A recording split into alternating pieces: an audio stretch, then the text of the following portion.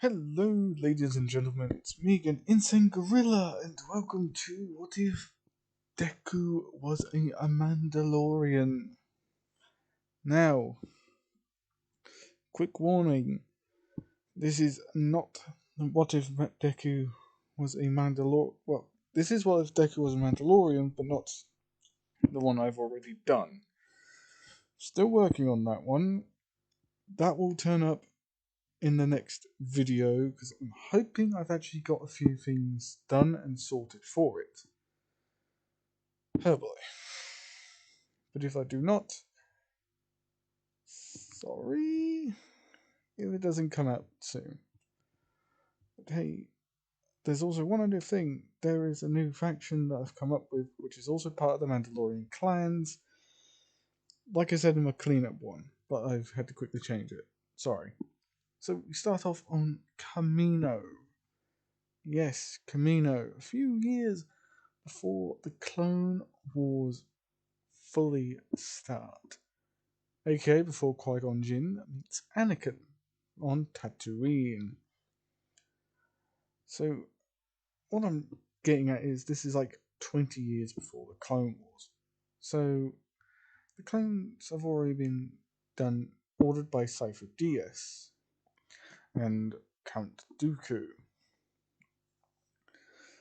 And, well, they are already being grown by Jango Fett, by the template of Jango Fett.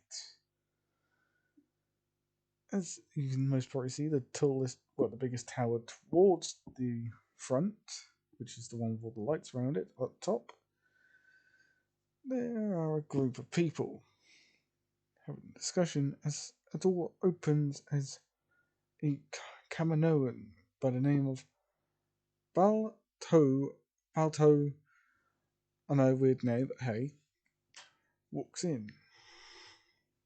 As he would actually speak, saying, "You clone. You are Mandalorians, and yet you act like immature children. Think before you act, please." Anyway, lessons are about to begin. Head down to your respective quarters and your respective training areas. I will be leading the way, but for this one, considering you are new here and especially, well, a lot more different to your brothers, is Bal2. That's a BAL dash comma, sorry, an upper comma, TO. So that Bal2. As Bal2 walks through the corridors, as one of the, well, to them they think they are clones, as they go, as Baltul hears them arguing, as one of them would say, "We're all brothers and sisters here, and yet when we look out there, we see nothing but men, so what makes us any different?"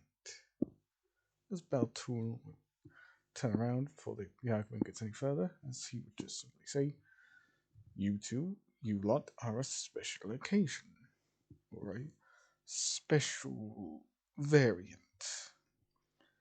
Your template manufacturer, Jango Fett, said he would prefer to keep all clones the same, but you 100 have oddities.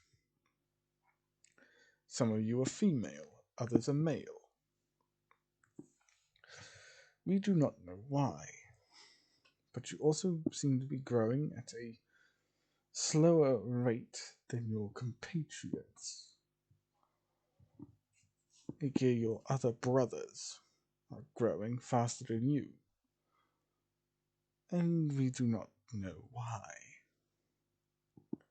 So, we will be taking you to a specialist trainers of the of the Jumkadar of the Jumkadar, the ones that no longer exist. You will no longer exist. As one of them would speak, saying, Beltul, why the hell would we no longer exist when we are here? As Beltul would just say, I will leave that to your mentors to, well, explain. As he opens the door, as three Mandalorians stand there with all the same marks. The mark of a white beast, as you can tell in the picture in the top right. No, top left, sorry. Fun. Words, fun. As well. Beltul leaves. And by the way, Beltul will never be appearing again. Or Beltul, sorry. As these three would walk in, or walk up to them, removing their helmets. One of them turns out to be female, while the other two turn out to be males. As the female of the group would just simply speak, saying, they ask us to train what? Children? We're used to fully grown individuals, fully grown men, not children. Quiet. Quiet. And quiet down. But, oh, come on, Delta. My name isn't Delta. Delta is the group that Scaratus is looking after. Anyway, what are your names? As well, all of them would introduce their names. One of them being Inko and Hisashi. Yes. But they've all got their own individual personalities as well. The main man who leads them just says, I'm assuming you're wondering why you're not growing like your brothers. In quotations, brothers. Well, let me tell you, you're not clones at all. You were brought here by your biological parents to learn the ways of the Mandoa, because they were too cowardly to teach you themselves. Dishonor, disobedience towards one's family. A poor move. So your training will begin here and now. You will be kept away from others. You will not have any contact with your clone inferiors, and you will be taught in the true ways of the Mandoa. As another guy would speak up, saying, he means Mandalorians, in the Mandalorian way. We're fighters. Unlike what the rest of our kind want to do now, is full of peace and forgiveness. But we're not Death Watch either. So don't get any ideas that we are Death Watch. As their female companion would say, these are kids. They wouldn't even know what Death Watch is. True that. Let's get down to teaching. As a few years would passed. They're all 18. After being growing up from 10, they're now like 18, so 8 years have passed. There's one of them would actually be holding a lightsaber. His instructors would be saying, I hope you know how to wield that, kid. It's not like you're actually an expert in this. Doesn't look like I care right now. Just bring the training droids near me, and I'll see what I can do. Set them off stun. High pain tolerance, huh? Fair enough. As well, they would all spar, all of them picking out different, and I mean different, combat styles. And, well, they all pretty much take up the idea of building their own lightsabers as sort of a close and personal form of combat. They don't do it often, because if they do it too often, the Jedi might get a little bit suspicious if they're near a Jedi. And they do know what Jedi look like. And when Obi-Wan Kenobi turns up, they keep firmly out the way. And as Obi-Wan Kenobi leaves to follow Jango Fett, everything happens within canon all the way up to the Battle of Geonosis, or the Great Grand Disaster. Although this time it won't turn to be a great disaster. The 100 kids who were not clones have all grown up and have gone to war for the very first time, being sent as a vanguard, as they all rappel down from the roof of the arena to rescue the Jedi, with Count Dooku and Jango Fett. Well, not Jango Fett, because Jango Fett knows about them. It's just Count Dooku and the Jedi who are taken aback by this. Oh, and including the Seppi leaders.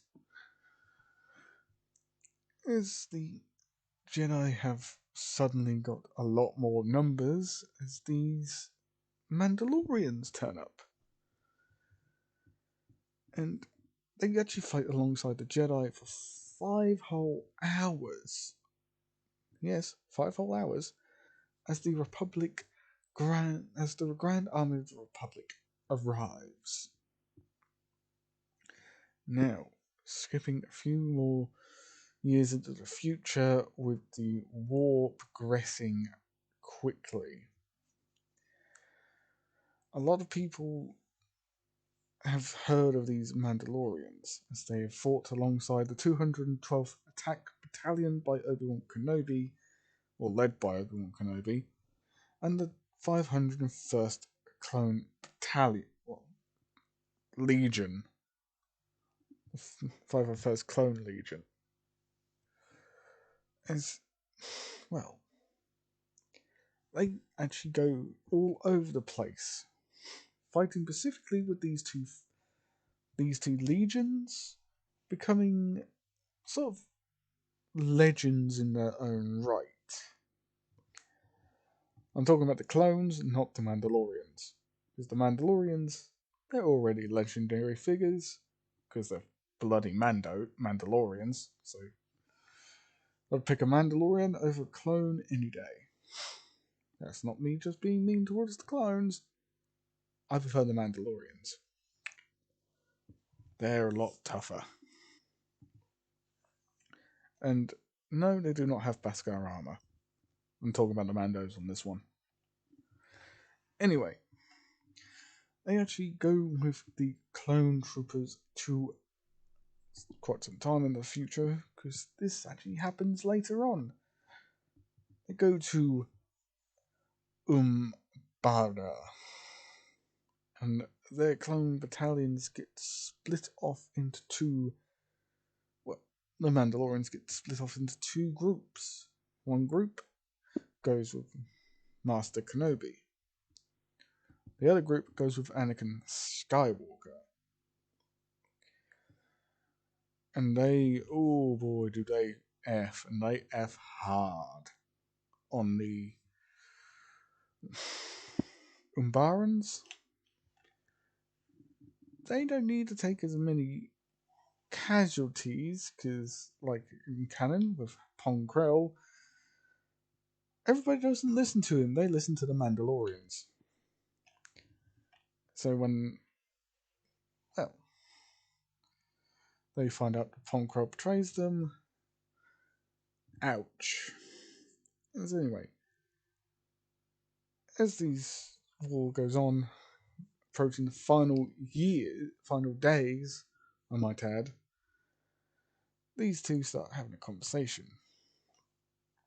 As, well, the one in white just purely says, "Sir." Well, just gets told by the one with the purple lightsaber saying, "Sir, I doubt our clones will serve us for much longer. Look at them. They're getting antsy. They're getting tired. But they can tell this war's almost over. Utapau, then this whole thing is done." I know, Singer. I know. But I do not trust the Republic anymore. Especially with the Chancellor involved. He's been in office way too long. When did you become so political? Sirs, as a clone trooper from the 501st would approach. As he would say, "General Kenobi wishes your presence immediately in the conference room. He has one final mission for you all." As his clone would walk with them, as these two would continue speaking, but not about the clones. As one of them would just say, "Sashi, do you really think this is a wise idea? Utapau is a strong target. And if General Grievous is there, that means that the war could be over soon. And perhaps the Republic can go back to peace, finally. But the death of Count Dooku over Coruscant and the death of General Grievous here on Utapau may not change whatsoever.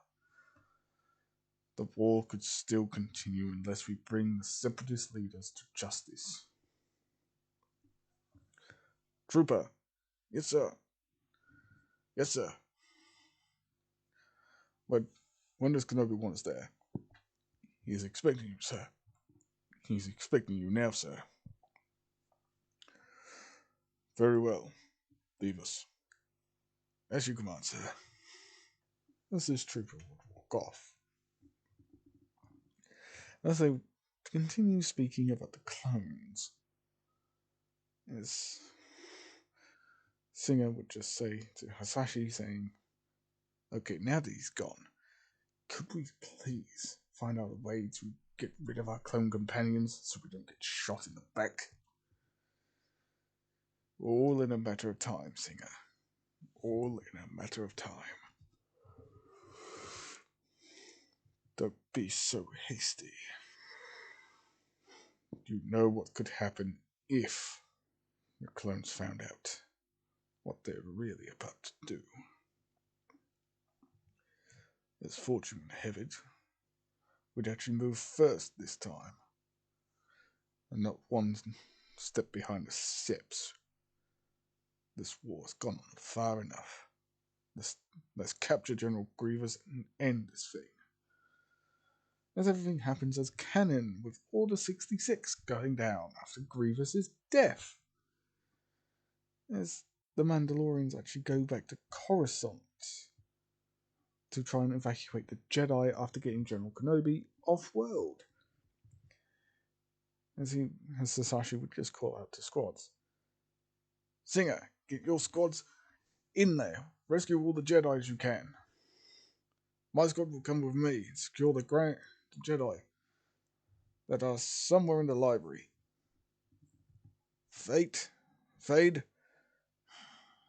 Fade, come in. Damn it, Fade, pick up. Damn. Looks like she's never going to pick up. Okay then, fine. Looks like I've got to do things on my own. Singer, come in. Singer here. Getting a lot of people out, as you ordered, sir. Good. Kill the clones if you have to. I was planning on it. Don't be reckless. Kill them and get it over with. Yes, sir. As he would run off.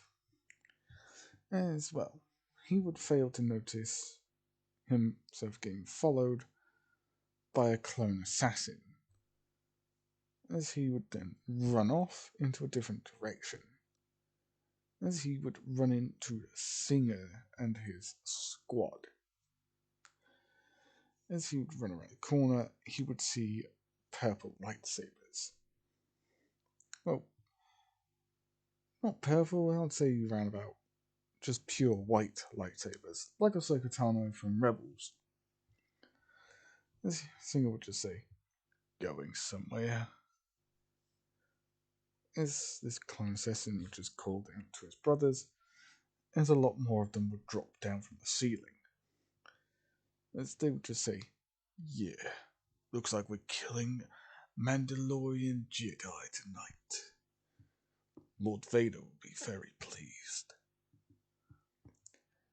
As Singer would just say, come then, Regs, you useless Regs.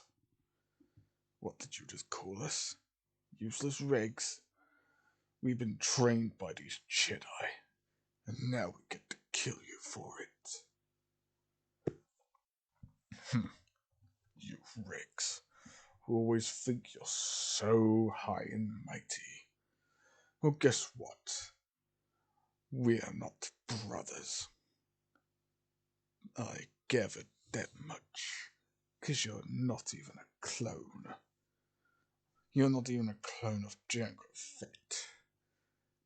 So me and my brothers will kill you.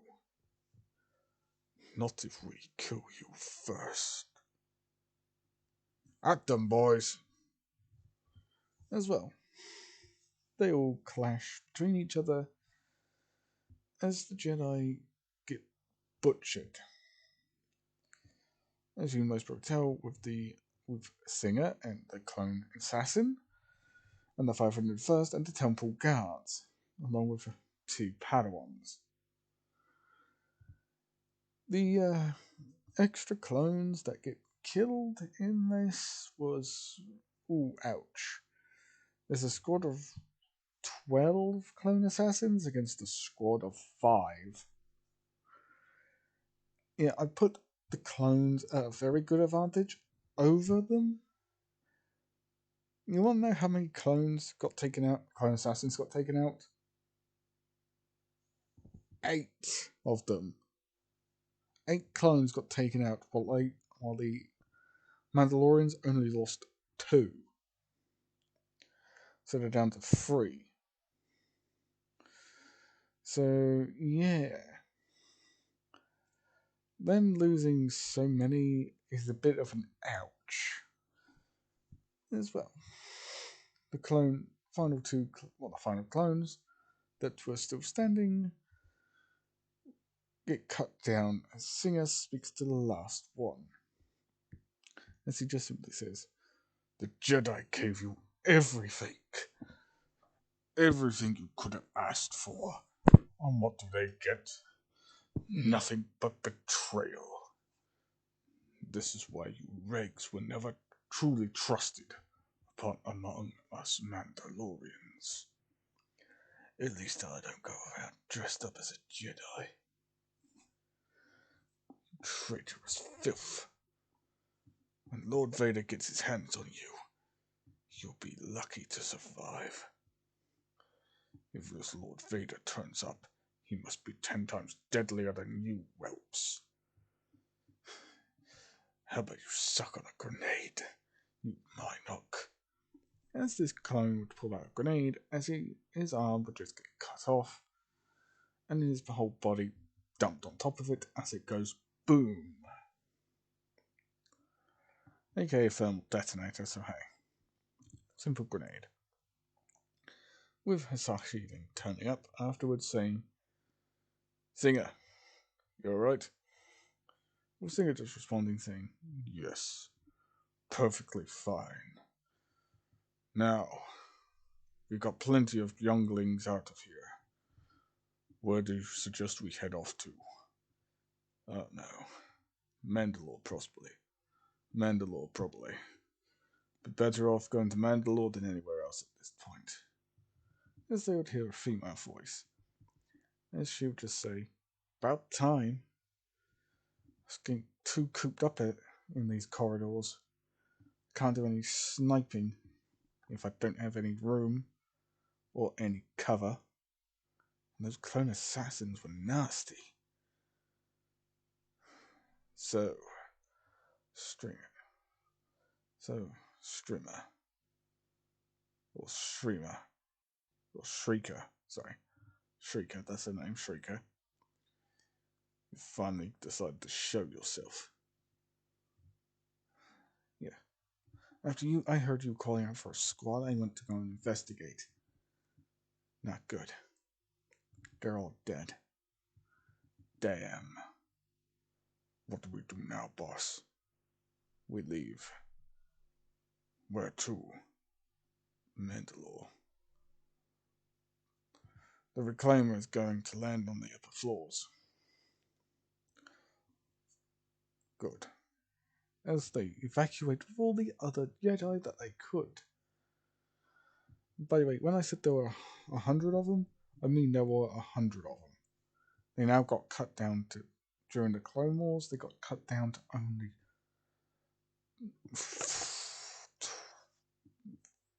25. So they make a clan. And that clan name will be revealed later. As well, they make the jump to hyperspace. With a bunch of Jedi Padawans, younglings, 2 Jedi Masters, 1 Grand Master, not the Jedi Council, believe it or not, as they head to Mandalore. As they enter Mandalorian space, they see a whole bunch of other clones. As they land, these clones spot the Jedi, as these Mandalorians cut them down. Yeah.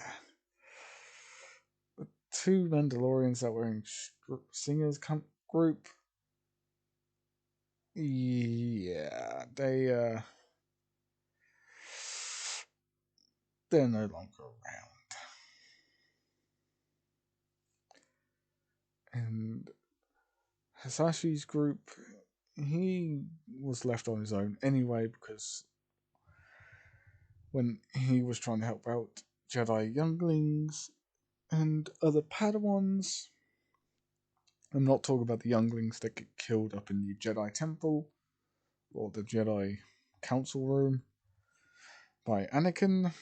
I'm talking about other Padawans that they had and younglings. As all these are rightfully scared and terrified, the Grand Master was, well, not Grand Master Yoda, they just call him Grand Master Kenobi now. Yes, Obi-Wan Kenobi has become Grand Master Kenobi. As well, he tries his best to calm all the younglings down and the Padawans, with the Jedi Knights saying, "We can't stay on Mandalore for too long. We must leave. The Empire will find us." That's where they get the transmission of a new order. As Kenobi is fuming, as he just simply says, "We cannot hope to hide here for long. If we must go in hiding. Even if we must cut ourselves off from the Force. But Grand Master Kenobi, for Master Kenobi, if we do that, then we will be no better than these Mandalorians. Those Mandalorians, young Jedi, saved us from the traitorous from those clones. And if you have a problem with them, take it up with them yourself. I'm sorry, Master Kenobi. You do not need to apologize to me. You might want to apologize to our rescuers. From what I can tell, they've lost nearly everyone. They are the last of their group. I'm sorry for insulting your honor, warriors. As these guys would just wave him off, saying, "We don't care. Just don't bring us back into this." As you say. Anyway, we need to find another way off of Mandalore. I don't think the Empire will hold still while the Mandalorians run free. From the last I took it, Maul was in charge here, but ever since we attacked and drove him off, I don't know who else will be in control anymore. I presume Bo-Katan, but in the end, Bo-Katan may not be the wisest choice to follow. I decree that we all go into exile. No using the Force. Protect the future. If we must use the Force, we must use it in holovids to train the younglings. Mantle, Hugh, I dread to ask you this, but can you please look after the younglings? For us. Grandmaster Kenobi, this is insane. You're passing them off to Mandalorians. They'll get the Mandalorian spirit before long. We'll do it, Master Jedi. What? We will? Hey, Singer.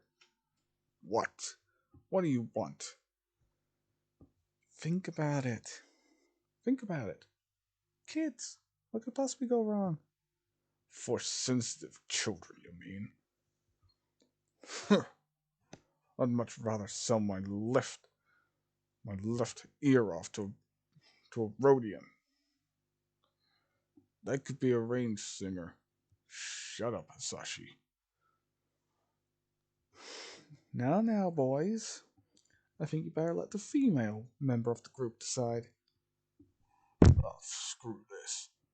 I'm off into Mandalore itself. Well, there goes one. Well, that could have gone better. If the Mandalorians can't even decide on their own, then we'll make the decision for them. We will take them. No, and do not question me on this one. These Mandalorians have been through hell and back with the Jedi. They know how to handle us better. And it will be good for the younglings to get the warrior spirit. That way they don't have to rely on the Force. Yes, they can use it for a few bits and pieces, but in the end, they will be using it to fight the Empire hand to hand, blaster to blaster if necessary. Master Jedi, Master Kenobi, you've got to be serious. You can't be serious about this, Master Kenobi. Have you gone insane? This whole galaxy has gone insane. You cannot trust anyone now. But what you can trust are these three Mandalorians, the one that's just left, and these two, to hold up their end of any bargain. Can I ask this of you? Can you protect the Padawans and the younglings? We can do our best. Can't we, Hisashi? Yes, Stringer, we can. By the way, my real name is Inko. Inko. Inko Christ. You're the sister of Duchess Satine and the sister of Bo Katan. I found that out of my heritage when I first met Bo Katan. Well, never thought I'd hear this. Master Kenobi, we must leave. Agreed. I am going to head off to Tatooine. But first, I must meet with Bail Organa, our ally in the now Imperial Senate. And I must return to Coruscant to disengage a comeback signal to any surviving Jedi. I could feel my Master Yoda out there, so I must go to him to set this all right. So please, all of you, look after yourselves. Jedi Knights, we must meet on Tatooine, but never use the Force.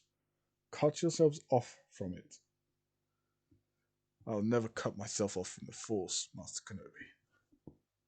I will dampen its effects on me and him if necessary.